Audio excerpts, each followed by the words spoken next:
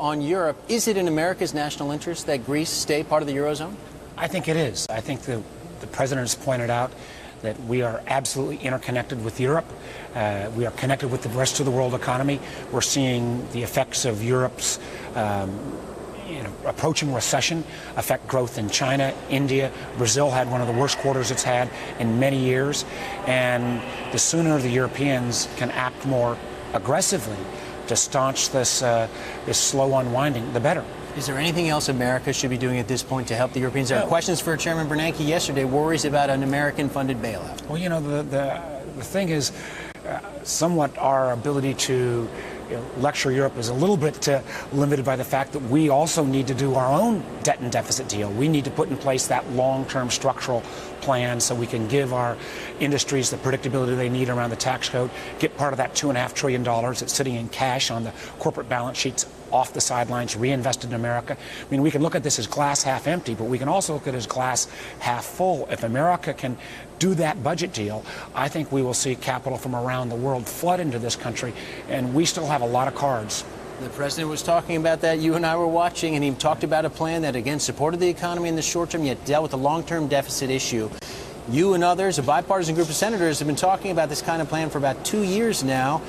Has he knocked on your door? Do you have a plan for the president? Well, we have a plan, and the conventional wisdom is it's going to have to wait until after the election. It's going to require raising revenues. It's going to require changing and reforming our entitlement systems. I think everybody realizes that.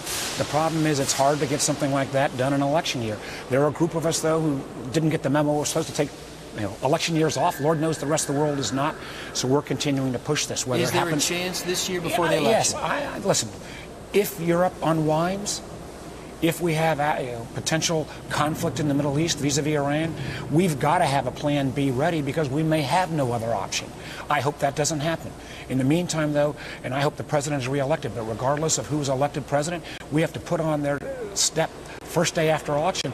Here's at least a starting point for a $4 to $5 trillion deficit reduction plan that will generate the revenues, change the entitlement programs to give predictability that we need. In the short term, though, there are, as the president said, things we can do.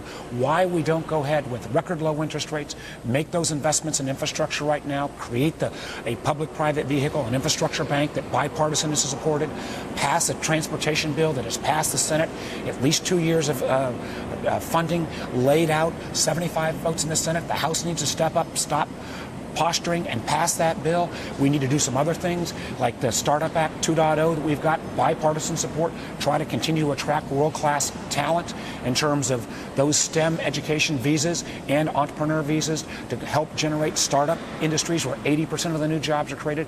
There are things we can do today that don't even have to wait for the election. But there are a lot of people, senators, who are worried that maybe Congress isn't going to take any of those actions in this election year. We had Chairman Bernanke up here yesterday. He was getting questions about whether the Fed should step in at this point. What's your own take on the possibility of another round of quantitative easing? Well, my sense is I think the Fed is waiting to see. The economy is still growing. I'd like to see more growth. Clearly we've seen more on the private sector side, thank goodness, and declines on the public sector side. But I think Bernanke sent the right message. He's going to watch a little bit more. There are some more tools, but a lot of his major bullets in terms of monetary policy have been used. Quantitative easing at this point is things you're doing around the edge. In a lot of ways, it is really up to us to set fiscal policy, to set tax policy, to make the right kind of investments, particularly in infrastructure that will jumpstart this economy, put that construction area back to work in areas that, candidly, with interest rates the way they are right now, the ability to also leverage private sector capital into infrastructure, we would be crazy not to do those rebuilding of our roads, bridges, tunnels, the kind of things that Americans see every day in their daily life when they travel in congested highways and byways.